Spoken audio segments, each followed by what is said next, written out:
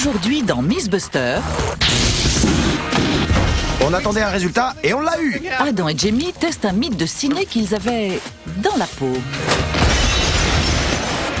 Une fuite de gaz et un magazine passé au grille-pain. Il va bientôt faire très chaud ici. Peuvent-ils faire exploser une pièce? J'adore me mettre à l'abri. Puis, Je commence à flipper un peu. Carrie, Tori et Grant s'attaquent à l'histoire capillotractée des chutes de blocs de glace. Incroyable. Les eaux usées des toilettes d'un avion peuvent-elles vraiment tomber du ciel Il tombe. sous forme d'un gros bloc de glace? Quelle super journée. Qui sont les Mythbusters? Adam Savage Dans le mille. et Jamie Heineman. Je suis si moche que ça? À eux deux, ils ont plus de 30 ans d'expérience dans le domaine des effets spéciaux. À leur côté, Grant Imahara, C'est parti! Carrie Byron Je vais démolir cette caisse. et Tori Belleci. On est vivant. Ils ne se contentent pas de recenser les mythes, ils les mettent à l'épreuve.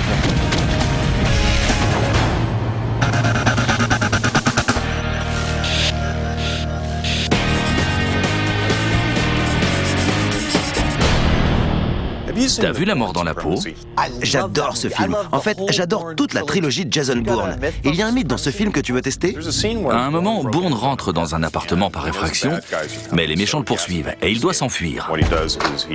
Alors il casse le tuyau de gaz pour le laisser s'échapper, puis il met un magazine dans le grille-pain, le met en marche, et 20 secondes plus tard, lorsque le magazine prend feu, tout l'appartement explose. Et Bourne peut s'enfuir. Ce serait un super truc à tester. Et je sais par où on devrait commencer. Avant ça, j'aimerais te montrer à quel point j'adore la trilogie de Jason Bourne. Je collectionne les accessoires de films. Et j'ai ici le sac rouge de Bourne dans La mémoire dans la peau et la corbeille de la banque suisse. C'est pas fini. Il y a dedans tous les accessoires que contient le sac dans le film, tous les gadgets et même son faux flingue. En caoutchouc. Super, non? Il faut qu'on sache si un magazine peut prendre feu dans un grille-pain. D'accord. Pour préparer cette évasion à la Jason Bourne, il nous faut 3 choses. Un grille-pain, un magazine et du gaz naturel. Testons d'abord la combinaison des 2 premiers. Combien de temps faut-il pour griller un magazine? T'es prêt? Je suis prêt. Super. Ils lancent le chrono et mettent un magazine identique à celui du film dans un grille-pain en marche forcée. Dans le film, le magazine était déjà en feu à ce stade. En réalité, griller un magazine prend plus que les 20 secondes du film. 3 minutes de retard. On y est presque. En fait, il faut plus de 12 minutes pour que le magazine s'embrase enfin. Ça y est, il y a du feu.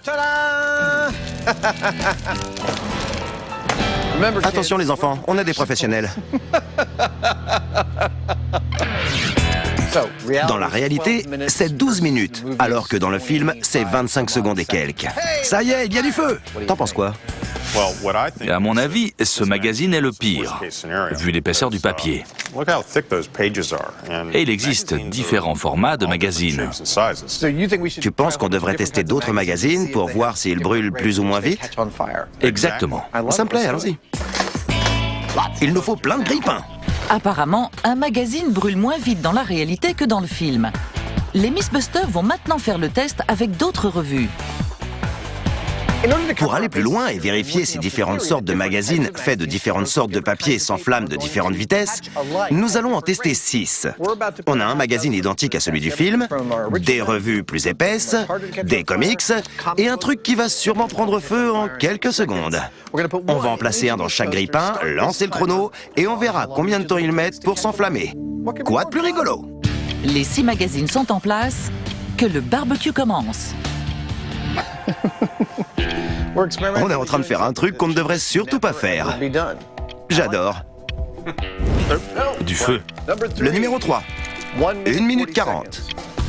Cette fois, les revues semblent s'enflammer un peu plus rapidement. 2 minutes 20. Ok, et voilà. Le numéro 4, 3 minutes 15. Le numéro 1, 3 minutes 20. Écoutez ce bruit. Et voilà. On y est. 4 minutes 36. Et en dernière position, Voilà. le magazine du début qui prend feu en 12 minutes. Comme prévu, le résultat n'est pas le même selon le type de magazine qu'on fait griller. Ce qui brûle le plus vite, c'est un magazine fait avec du papier journal. Mais même ça a pris 3 fois plus de temps que dans le film. Intéressant. Apparemment, même avec un magazine qui brûle vite, il faudra beaucoup plus que les 20 secondes du film pour qu'il s'enflamme dans un grille-pain.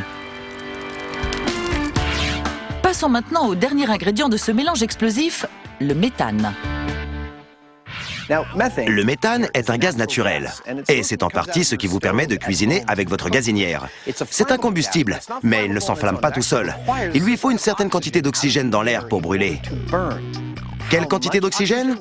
Eh bien, le rapport entre oxygène et gaz inflammable est très complexe. On appelle ça la stéchiométrie. Pour produire une flamme, il faut de la chaleur, un combustible et de l'oxygène. En matière de gaz inflammable, la relation quantitative entre combustible et oxygène est complexe. On l'appelle la stéchiométrie. Avec une quantité de combustible trop importante ou trop faible, il n'y aura pas de flamme. Mais avec le dosage parfait, vous aurez une belle explosion. Dans le film, Bourne obtient ce mélange parfait d'air et de gaz en 20 secondes. Les Mythbusters vont faire le test à leur tour pour essayer d'atteindre ce dosage idéal.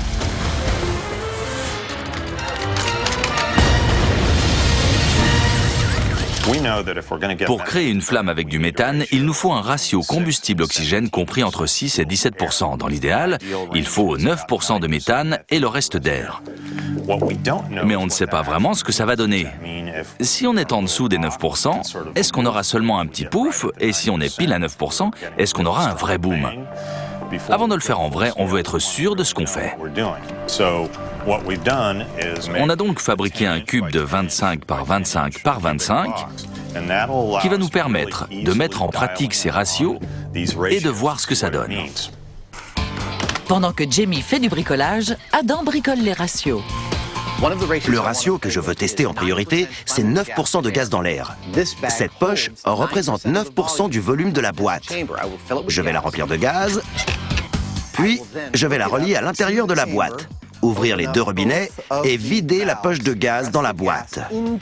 De l'air va sortir de ce petit trou, juste ici. Je vais ensuite reboucher le trou, m'en aller, l'enflammer avec un transformateur néon et on va voir ce qui se passe. Grâce aux poches de Adam, ils pourront connaître la quantité exacte de méthane dans l'air nécessaire à une explosion. Et en parlant de méthane... Pour mettre le feu en toute sécurité, on va déclencher ce transformateur néon à distance et ainsi créer une étincelle haute tension à l'intérieur de la boîte. Là-dedans, on va varier les pourcentages de méthane, créer une étincelle et on verra ce que ça donne. Pour le premier test, on commence par le bas de l'échelle stéchiométrique, 6%. C'est bon. Ok, 6% dans 3, 2, 1...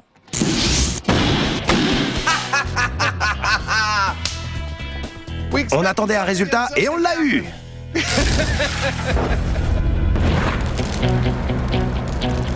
Notre boîte cubique s'est désintégrée exactement comme on l'espérait. Ça a fait une sorte de...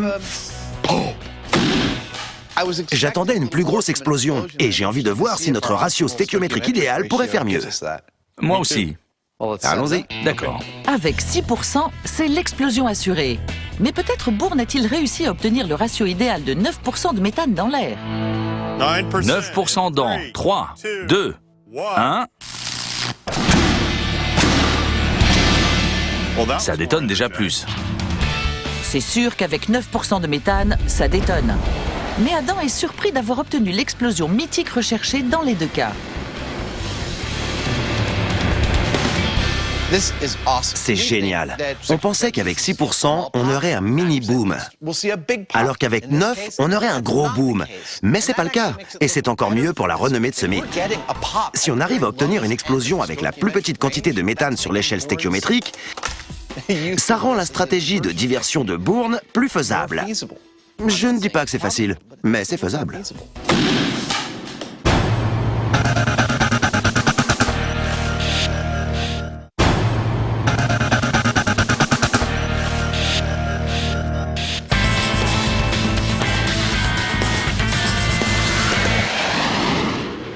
T'as l'air surexcité. Oui, on va pouvoir tester un mythe à la fois spectaculaire, dégueu et super exaltant. C'est quoi? C'est celui du pilote de ligne qui largue le contenu des toilettes qui gèle avec l'altitude et se transforme en projectile mortel. Les blocs de glace qui tombent du ciel? Exactement. Lorsque des substances mystérieuses tombent du ciel, sans que l'on sache d'où elles viennent, cela donne lieu à des légendes urbaines. La théorie conspirationniste qui en découle est celle des blocs de glace qui tombent du ciel. Voilà ce qui est censé se passer. Par une belle journée ensoleillée, un pilote passe tranquillement par là et largue le contenu des toilettes de l'avion en vol. Selon la légende, les températures négatives à une telle altitude transforment le liquide en un projectile destructeur et infecte. On s'y connaît un peu en toilette d'avion. On a testé un mythe à ce sujet. On sait qu'on ne peut pas se faire aspirer par les toilettes quand on est dessus. Et on sait que les blocs de glace sont bleus à cause du produit chimique censé cacher l'odeur. Mais on ne sait pas ce qu'ils font des déchets. C'est vraiment possible de les larguer en plein vol? C'est par là qu'on doit commencer. Alors, pour commencer, Carrie se rend à l'aéroport de Stockton pour se renseigner sur la façon dont un pilote se débarrasse du contenu des toilettes de l'avion. En tant que technicien aéronautique, que pensez-vous du mythe des blocs de glace? Comme vous le voyez, Carrie, dans ce cockpit, il y a une multitude de boutons et d'interrupteurs, mais aucun d'entre eux n'est libellé vidange des toilettes. Ce qui est mauvais signe pour notre mythe. Mais si le pilote ne peut pas larguer les eaux usées en vol, y a-t-il un autre moyen pour que le liquide bleu s'écoule de l'avion? Une défaillance du système. Donc c'est possible qu'un problème mécanique provoque la chute de morceaux de glace. Oui, mais tous les systèmes d'un avion sont redondants, y compris les toilettes. 3 systèmes de sécurité empêchent les fuites de liquide bleu. Le clapet de vidange du réservoir de stockage et 2 valves étanches qui conduisent jusqu'à l'extérieur du fuselage. Si ces 3 systèmes lâchent, les problèmes commencent. Et pour étudier tout ça de plus près, Carrie est impatiente de voir ces fameuses toilettes. J'ai vu qu'il y avait une pancarte interdisant de jeter des corps étrangers dans la cuvette. Si on y jetait un portable, par exemple, ça pourrait provoquer des fuites? Absolument, c'est très important. Si un objet est coincé près de ce dispositif étanche, ça va provoquer une fuite. Si le système du clapet de vidange était endommagé, les eaux usées s'introduiraient dans la canalisation, risquant de forcer les 2 autres valves. C'est la trappe d'accès aux toilettes avant. Ça mène directement aux toilettes? C'est ça. C'est ici, au niveau du fuselage, que l'on trouve les ultimes valves. Peuvent-elles tomber en panne en même temps? Et si c'était le cas, cela provoquerait-il une fuite lente ou un énorme écoulement? C'est peu probable, mais c'est quand même possible. Ça peut arriver que plusieurs composants lâchent en même temps. Ce mythe est prometteur. Alors, comment c'était? Une partie du mythe s'écroule, car le pilote n'a aucun moyen de larguer les déchets des toilettes en vol. Oui, mais ça n'enlève pas la possibilité que des blocs de glace tombent des avions. Il y a 2 hypothèses plausibles. Une panne générale pourrait provoquer un écoulement du contenu des toilettes en une seule fois qui gèlerait et tomberait, ou alors une fuite lente qui résulterait en un amas de glace. Comment on va vérifier ça? On en a parlé avec nos amis de la NASA. Ils vont nous prêter leur tunnel de recherche sur le givrage, qui peut reproduire des températures allant jusqu'à moins 31 degrés et des forces de vent allant jusqu'à 250 nœuds. Les conditions d'un vol en altitude. Avant d'y aller, on va devoir se fabriquer des toilettes d'avion qui fuient. Pour le test de ce mythe aérien, inutile de construire tout un avion. Tout ce dont on a besoin, c'est d'un engin qui ait les mêmes caractéristiques aérodynamiques. Voici notre maquette. Ce que l'on va construire aura un faible coefficient de traînée et un système pour provoquer la fuite. C'est le plus important. Pour leur test à la NASA, Carrie construit un système d'évacuation conçu pour provoquer les 2 types de fuites. Une fuite lente ou une fuite catastrophique. Puis, grâce à la soufflerie aérodynamique qui simulera un vol en haute altitude, ils pourront vérifier si de la glace s'est formée dans les 2 cas. Ce que vous voyez ici, c'est notre clapet, qui est relié à un réservoir d'eau. On va faire 2 tests. Dans le premier cas, on va vider l'eau d'un coup. Dans le deuxième, on va provoquer une fuite lente et on verra si de la glace peut se former sur le côté d'un avion.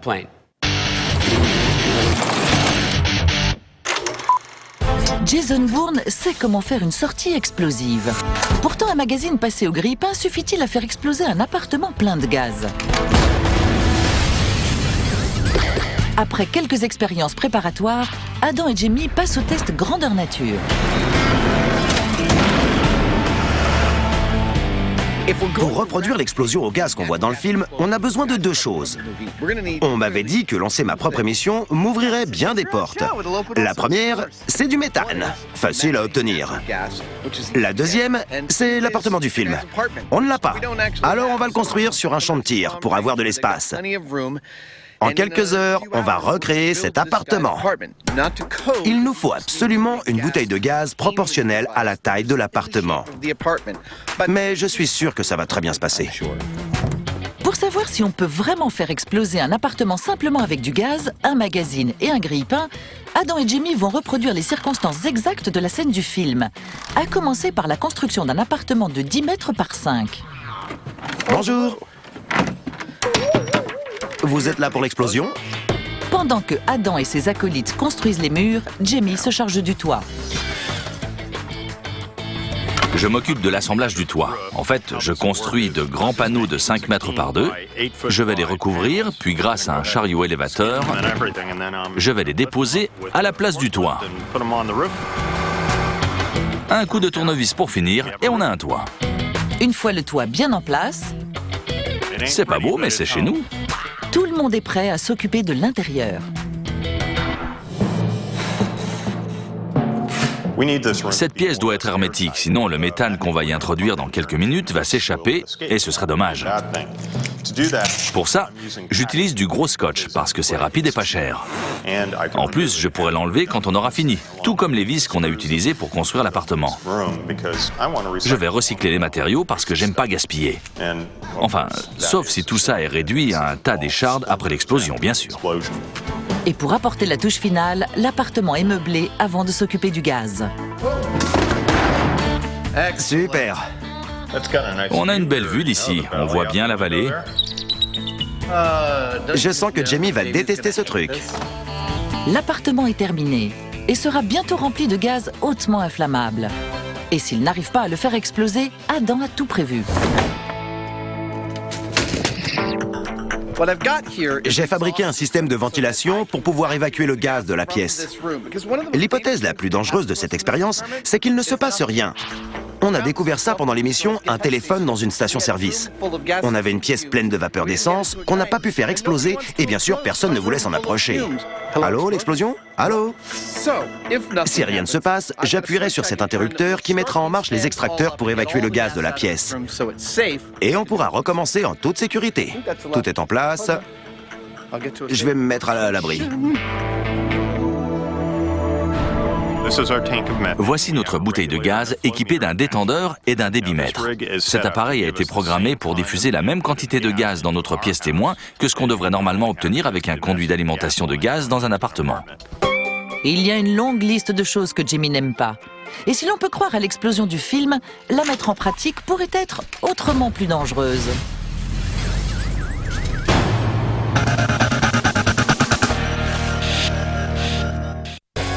Carrie, Tori et Grant étudient l'histoire capillotractée des blocs de glace aériens. Une fuite de toilette d'avion peut-elle provoquer la chute d'un bloc de glace sur une maison? Pour en avoir le cœur net, Génial. Tori et Grant s'envolent vers le paradis des geeks. À toutes les stations, demande de go-no-go. Bien reçu. Préparez-vous à lâcher les geeks, parce que cet endroit regorge d'équipements high-tech. Ce ventilateur géant est le cœur du tunnel de givrage de la NASA. Il est alimenté par un moteur électrique à prise directe de 500 000 chevaux.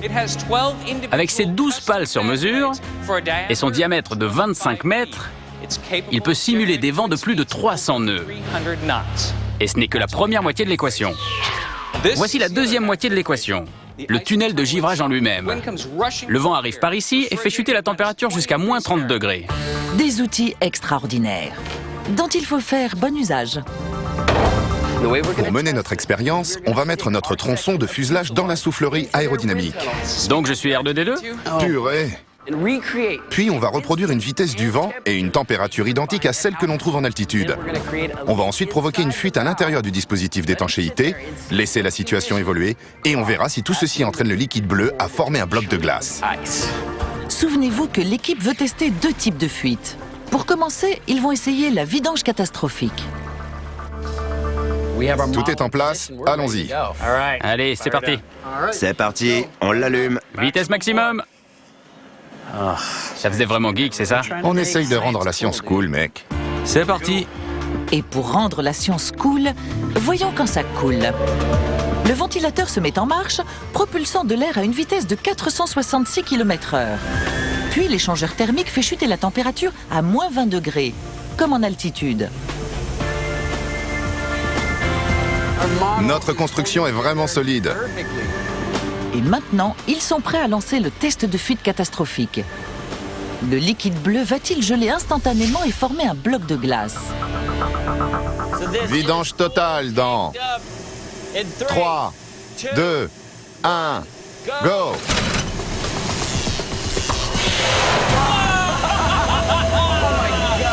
Regarde, ça gèle! T'as vu la vitesse à laquelle ça sort? C'est dément. Dès que le liquide s'échappe de l'avion, il est fouetté par la force du vent. Et malgré une température de l'air négative, aucun bloc de glace ne se forme. Derrière moi, vous voyez le résultat de notre premier test, où nous avons déversé tout le contenu du réservoir d'un coup. Tout le liquide ne s'est pas dispersé, car on voit bien que la glace s'est formée sur la surface. Mais on n'a pas non plus obtenu de gros blocs. Bien que la plupart du liquide se soit vaporisé au contact du vent, une infime partie a formé une mince couche de glace qui ne suffit pas à créer un gros bloc de glace bleue. Je trouve ça incroyable qu'on ait obtenu de la glace en aussi peu de temps. Ok, on va recommencer, cette fois avec une fuite lente. On va voir si ça nous donne un gros bloc de glace. On est prêt à lancer le test de la fuite lente. À mon avis, au mieux, on aura une trace de liquide gelé qui va peut-être s'accumuler. Mais c'est inimaginable qu'on obtienne un bloc gelé aussi gros, qui puisse se détacher de l'avion. Les techniciens de la NASA simulent à nouveau les conditions d'un vol à haute altitude et sabotent la tuyauterie pour le test de la fuite lente. Et une fois que la fuite est lancée, Regarde-moi ça! La vitesse à laquelle la glace s'accumule! le résultat est immédiat. Ça s'annonce bien. Et en plus, c'est bleu. C'est génial! Ça fait même pas 2 minutes! Oh bon sang! C'est incroyable! Le liquide qui coule sur la surface de l'avion est protégé des vents extrêmes par ce que l'on appelle la couche limite. En fait, l'air autour de l'avion ne se déplace pas à la même vitesse. À certains endroits, il circule beaucoup plus lentement. C'est ainsi qu'apparaît la couche protectrice sur laquelle se forment des cristaux de glace. C'est vraiment gros ce truc. Au moins aussi large qu'une balle de baseball. Si ce gros morceau se détache, ce sera exactement comme dans le mythe. Nos 2 garçons sont soufflés, mais pas la glace. Quelle taille ce morceau va atteindre? Et va-t-il tomber? J'arrive pas à croire comme ça grossit. 20 minutes plus tard, le bloc de glace fait 20 cm de diamètre et semble avoir atteint un seuil. Il fait la taille d'un ballon de foot. Le réservoir est encore bien rempli, ce n'est donc pas ce qui l'empêche de grossir davantage. Grant pense avoir la réponse. Ce qui est intéressant, c'est qu'en s'épaississant, la glace se ferait un chemin hors de la couche limite. Une fois dehors, elle entre en contact avec de l'air plus rapide et puis, elle est emportée. Du coup, elle n'a pas le temps de s'accumuler. Et c'est pour ça que le bloc ne grossit pas davantage. Avec ce type de fuselage, cette vitesse de vent et cette température de l'air, le bloc de glace a atteint sa taille maximum. On va voir si on peut le faire tomber en faisant comme si l'avion amorçait sa descente et que la température augmentait. On va peut-être découvrir si le bloc peut se détacher et ce qui se passe si c'est le cas. Parfait.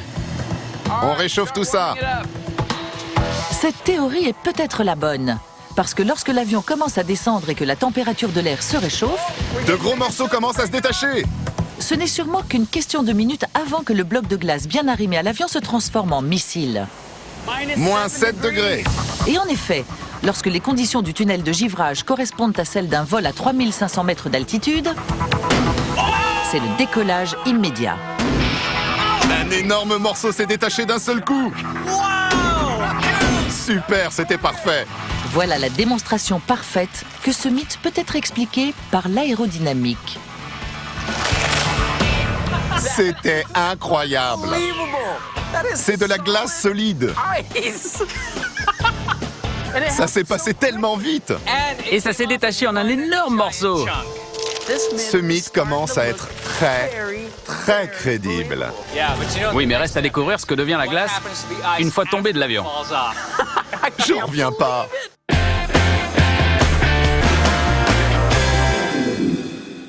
Voici l'histoire qu'on est en train de tester. Jason Bourne sait que les méchants le poursuivent. Il veut gagner du temps. Alors il casse le tuyau de gaz de l'appartement. Il se dirige vers le grille-pain, enfonce un magazine dedans pour s'en servir de détonateur et lève le camp.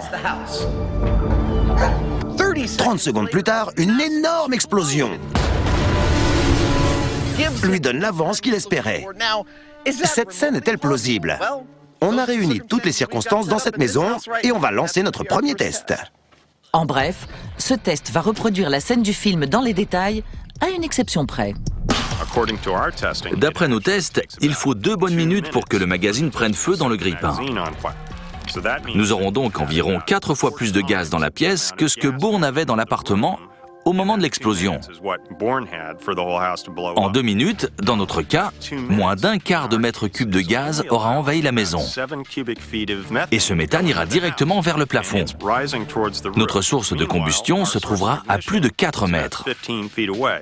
Je ne m'attends vraiment pas à une explosion. C'est une question de stéchiométrie.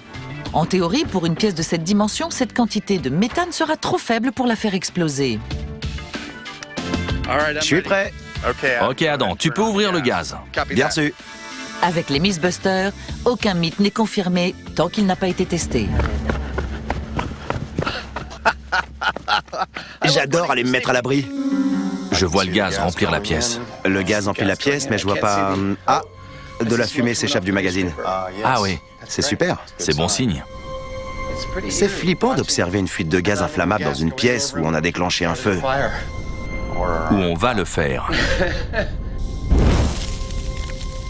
Je vois une flamme. Du feu, super. Le magazine a enfin pris feu. Mais la flamme n'a aucun effet sur le méthane. Le grille-pain est en train de cramer. Et 1 minute plus tard, toujours pas d'explosion façon Hollywood. J'ai coupé le gaz. J'allume les extracteurs pour évacuer le gaz. C'était génial. C'était super. J'étais un peu tendu. On a mélangé du méthane avec une flamme, mais ça n'a pas explosé. Pas d'explosion. Il est donc temps d'envoyer les pompiers Mythbusters. Oh la vache. Ça venait de là.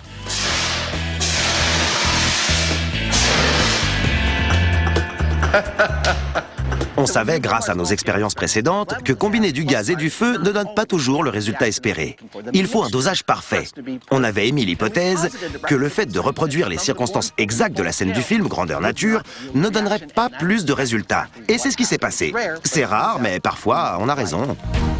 J'apprends de mes erreurs, mais c'est sympa d'avoir raison parfois. On a réuni toutes les circonstances de la scène d'évasion de Bourne. Et ça n'a pas du tout marché. On a bien réussi à prouver que ce mythe était bidon.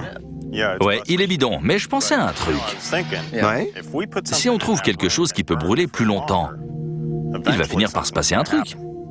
Tu veux dire que le gaz et l'air finiront par se mélanger et provoquer une réaction? Oui. J'adore. Ça pourrait être notre prochain test. Nos premières expériences nous ont appris qu'il faut au minimum 6% de combustible dans l'air pour que le contact de l'air et du méthane provoque un embrasement. On a prévu de déverser le contenu de cette bouteille de méthane dans notre pièce témoin pour avoir la quantité nécessaire de gaz dans l'air. Ensuite, on n'aura plus qu'à faire entrer en contact la flamme qu'on va créer avec le gaz. Si ça réussit, tout va exploser. Pour obtenir une flamme durable, on laisse tomber le grille-pain et le magazine et on les remplace par une bûche compressée. Ce truc peut brûler pendant 1 heure minimum. Fini la rigolade. La bûche va brûler et pendant ce temps, la quantité de méthane dans l'air atteindra les 6%. Et voilà. Mais lorsque la flamme atteindra la zone stéchiométrique, obtiendront-ils la même explosion anti-méchant que dans le film? Adam n'est pas convaincu. Qu'est-ce qui va se passer? On sait que le mélange parfait air-gaz inflammable se traduit par un ratio qui peut varier. La réaction qu'on va obtenir avec cette expérience se situera probablement tout en bas de l'échelle. Je ne m'attends pas à une explosion apocalyptique, mais plutôt un gros bruit de bouchon de champagne comme... Alors qu'ils se mettent de nouveau à l'abri, tout semble d'abord se passer comme prévu. T'as laissé une bûche en feu dans la cuisine? Oh, flûte, c'est vrai. Mais tout à coup, 4 minutes plus tard... T'as vu ce qui se passe? Le gaz est en train d'enflammer toute la pièce. L'expérience vire à l'incendie On voit de la fumée là. Oh mais... On est en train de cramer toute la maison. et devient incontrôlable.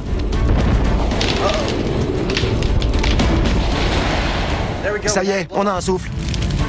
C'est fini!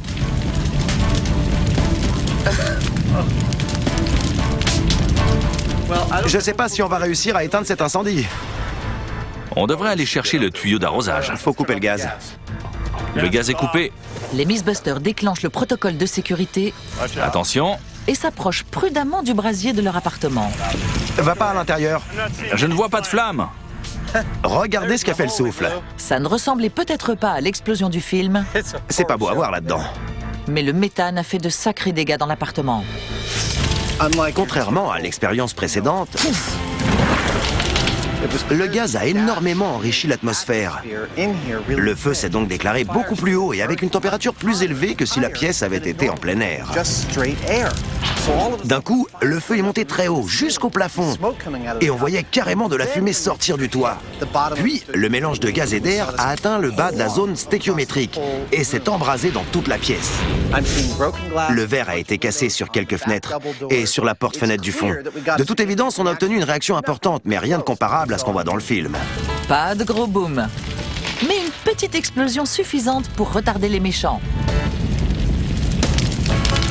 On voit bien, avec tout le plastique fondu et nos extracteurs qui ont pris un coup aussi, qu'il s'est mis à faire très chaud très rapidement. Toute la pièce était complètement... Je ne sais pas quelle température il faisait là-dedans, mais c'était super chaud. Mais on va pas s'arrêter là. Ça, non.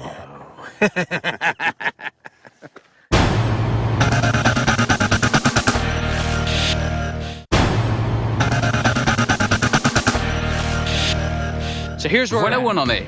On a découvert que le contenu des toilettes d'un avion pouvait fuir par une valve externe. C'est tout à fait possible.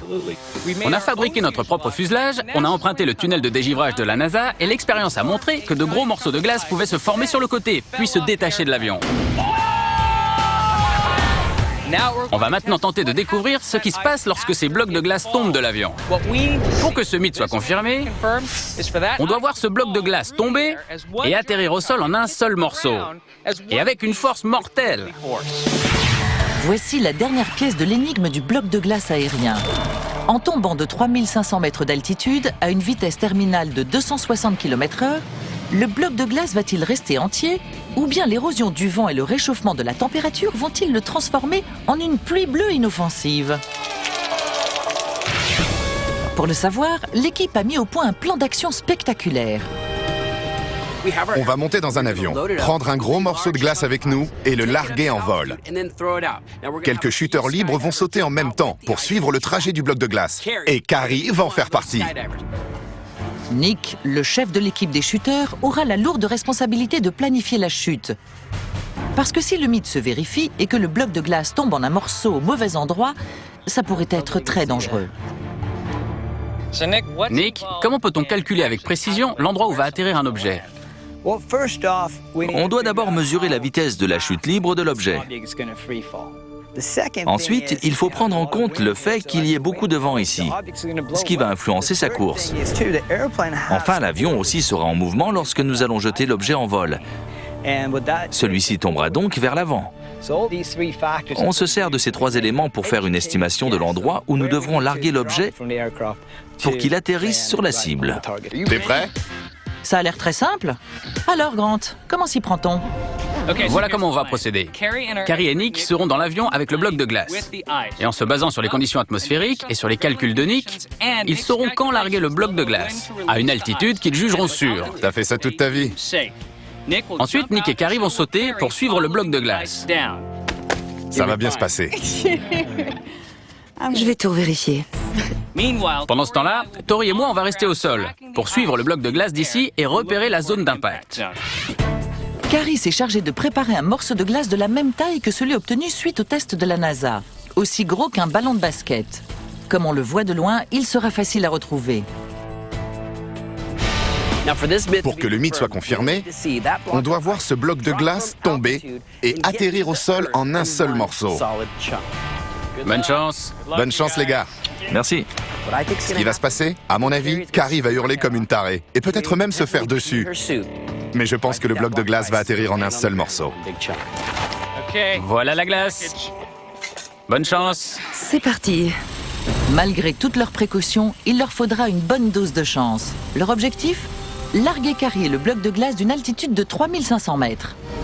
C'est parti, Carrie. C'est à cette altitude que Grant et Tori ont vu la glace se détacher du fuselage à la NASA. Bon, là, je commence à flipper un peu. Si ce bloc reste entier, alors qu'il se déplacera avec une énergie de 990 joules, l'impact sera mortellement dangereux. Mais si le réchauffement de la température le fait fondre, il deviendra inoffensif. Oh mon Dieu. Faut y aller là, c'est ça? Si l'équipe s'est trompée ne serait-ce que d'une seconde dans ses calculs, un missile de 15 kg se déplaçant à 260 km/h pourrait s'écraser sur une maison du voisinage. Dans l'hypothèse, bien sûr, où le bloc reste entier, car s'ils font, seul le mythe s'écrasera. Je les vois. Ils s'approchent de la zone de largage. Nous y voilà. Il est temps de larguer et de sauter pour la science. C'est parti. 3, 2, 1, larguez. Le bloc de glace est largué. Allez, saute. Eux aussi.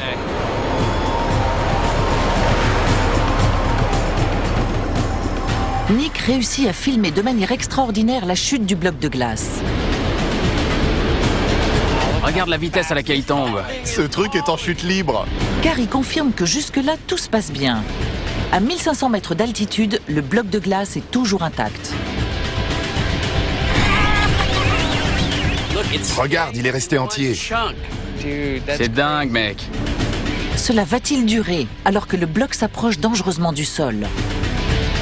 Je le vois, il est juste là, pile au-dessus de la cible. C'est génial.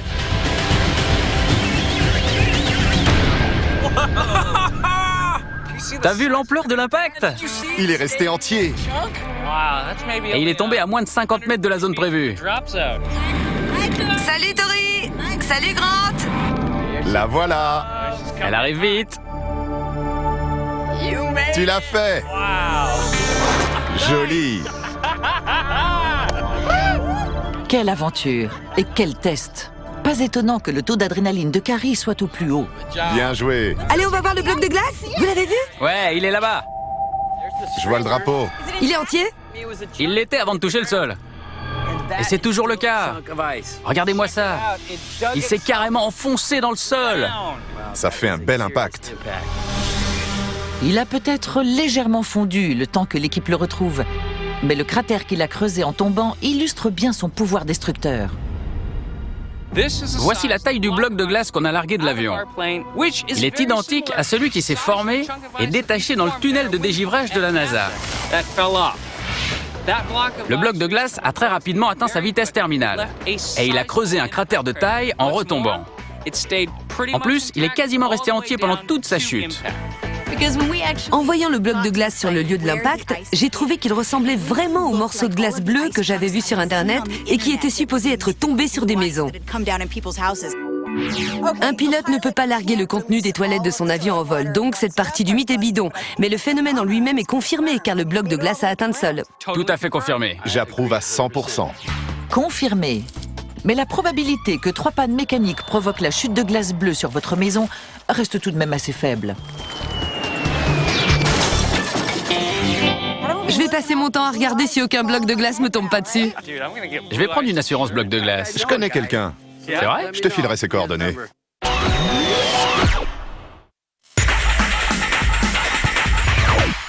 À la résidence des Mythbusters, on se lance dans des travaux façon Jason Bourne. Pas de boum. Le mythe, en tout cas tel qu'il apparaît dans le film, est bidon. Mais ce n'est pas fini tant que l'homme au béret n'a pas eu son gros boom façon Bourne. Alors ils font monter les enchères et mettent encore plus de gaz. En vidant cette bouteille de gaz dans la maison, on aura un peu plus de 9% de méthane dans l'air. Et c'est justement le ratio idéal pour provoquer une explosion. Les garçons savent déjà que c'est avec 9% que l'on peut obtenir le boom le plus impressionnant. Mais là, c'est grandeur nature. Ce test va-t-il permettre d'exploser l'appartement façon Bourne? Avant de tout faire sauter, Adam et Jimmy doivent tout rénover. On a changé toutes les fenêtres et les portes. Tous les trous qu'on avait faits, les murs qui ont été soufflés par la première explosion, on les a réparés. On a triplé la force de cohésion de cette maison, ce qui devrait nous donner le boom qu'on recherche. Cette fois, je fais circuler le gaz à travers ce tuyau. Je l'ai attaché au sol et j'ai percé plein de petits trous pour que le gaz sorte sous forme de jet et se mélange à l'air qui sera entraîné vers le gaz grâce au ventilateur. Un peu comme un mixeur. Ça va brasser l'air partout. Oui, la masse d'air qui va être brassée devrait faire circuler le mélange air-gaz dans toute la pièce. Et normalement, ça va faire la différence entre un pouf et un boom. Grâce à l'idée ingénieuse de Jamie, le méthane va circuler dans tout l'appartement. Mais avec un dangereux ratio de 9% de gaz dans l'air, ils vont devoir utiliser une source de chaleur plus sophistiquée. On laisse tomber le magazine et le grille-pain, parce qu'on doit pouvoir décider du moment exact où on va mettre le feu. On a donc rapporté le transformateur qu'on avait utilisé pour la première expérience, et on y a ajouté un petit morceau de papier ici. Vas-y, branche-le. On va pouvoir mettre le feu pile quand on voudra. C'est-à-dire quand ils auront atteint le ratio idéal de 9% de méthane dans l'air. Les ventilos sont en marche, tout est en place. On va se mettre à l'abri et on déclenche l'explosion. Oui, Génial. Faut ouvrir le gaz. ça roule. Le ratio stéchiométrique idéal devrait suffire à faire sauter l'appartement. Nos pyromanes vont se mettre à l'abri pendant que le méthane envahit la pièce. On est à moins d'1 mètre cube par minute et à environ 7 bars. Donc on peut y aller quand tu veux. Ok. Les 9% de méthane présents dans la pièce permettront-ils d'obtenir l'explosion du film? Ok, c'est parti. Ratio gaz-air idéal, explosion Bourne dans 3, 2, 1...